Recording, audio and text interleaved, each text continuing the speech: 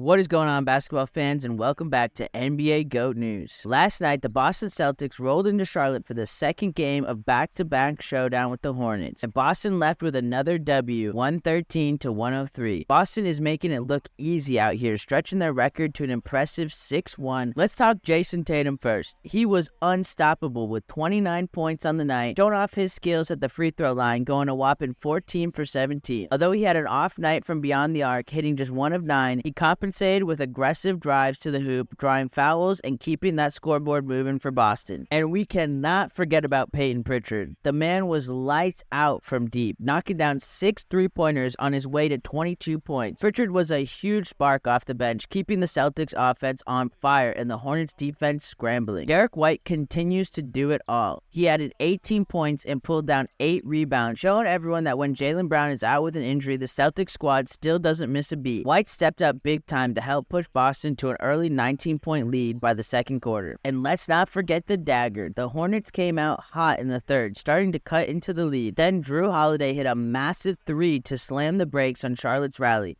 putting Boston right back in control and stretching the lead into double digits. Now, Hornets fans, you know LaMelo Ball brought his A game, racking up 36 points on an impressive 15 of 26 shooting. But the same story from Friday night hit him again. He fouled out. That's his second straight game fouling out, and for a player of his caliber, the Hornets need him to stay out of foul trouble if they want to keep up in these big games. Good to see Brandon Miller back too. After missing a game, he showed up and added 16 points to help keep Charlotte competitive. But with their top 2 centers out, the Hornets struggled on the boards, getting out-rebounded 44-34, and that size disadvantage made it tough to stop Boston's attack. In the end, it was a win for the Celtics. They sweep their back-to-back games against the Hornets, showing off just how deep and versatile they are, even without key players. Last night's showdown between the Toronto Raptors and the Sacramento Kings was an absolute thriller. The Raptors brought their A game, winning 131-128 in overtime. The Raptors came into this game with a chip on their shoulder, trying to put an end to their losing streak, and boy did they deliver. RJ Barrett put on a show, dropping a massive 31 points to lead the Raptors offense. Meanwhile, Chris Boucher and Ochai Agbaji stepped up with the season-high performances. Boucher racked up 24 points and Agbaji went off for 22, both showcasing their potential on both ends of the floor. On the other side, Sacramento's DeMar DeRozan went all out against his former team, scoring 33 points and trying to give Kings fans a reason to celebrate. And let's not forget about Domantas Sabonis. He was a rebounding machine, notching a huge triple-double with 17 points, 20 boards, and 10 assists. Fast forward to the fourth quarter, and things were getting intense. De'Aaron Fox, who had been struggling early, suddenly caught fire. Fox scored 14 of his 24 points in the fourth, keeping the Kings in it with some clutch shots, but he couldn't quite connect from beyond the arc, missing all 11 of his three-point attempts. Then, with just over 10 seconds left, RJ Barrett hit a critical free throw, giving Toronto a slim 2-point lead, but Sabonis was right there, tipping in his own missed shot with only 3 seconds left. It was tied up at 118-118, and we were headed into overtime. Overtime was all about grit, determination, and defense.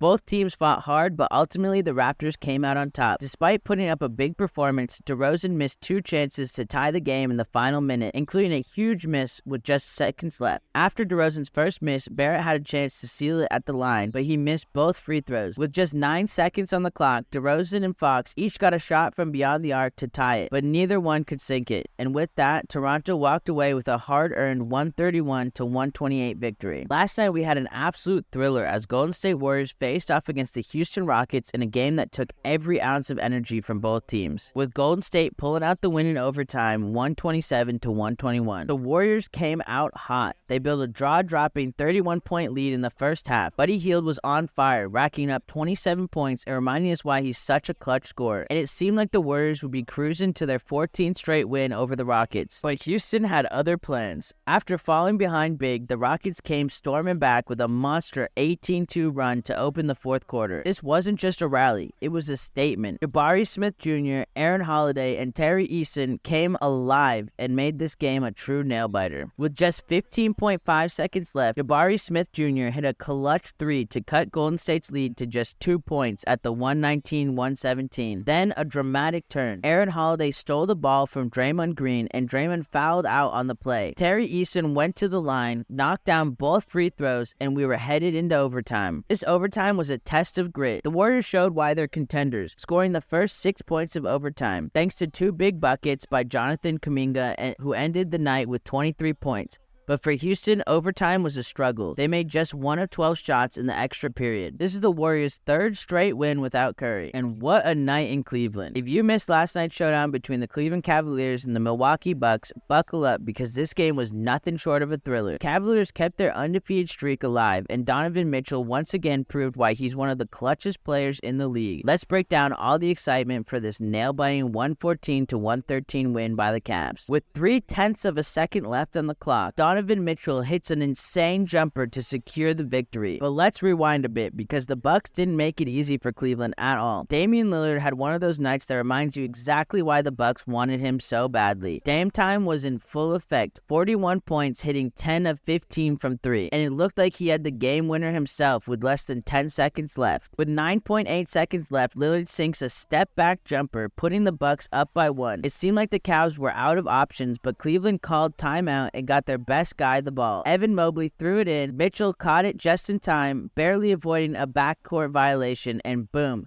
nothing but net. Cleveland fans went crazy. The Cavs keep pushing through adversity too. No Karis LeVert, who's dealing with a sore right knee, but this team is showing serious grit. Even after a late game the night before, they rallied hard on both ends of the floor and showed they can compete with anyone, even the mighty Bucks. Giannis was a monster as usual, finishing with 34 points, 16 rebounds, and 9 assists, but outside of the big two, Milwaukee just didn't get enough help. Gary Trent Jr. played 34 minutes, but only scored 3 points. If the Bucks want to break this 5-game losing streak, they need more contributions up and down the roster. If you want more NBA games, highlights, and recaps like this, make sure to like, comment, and subscribe.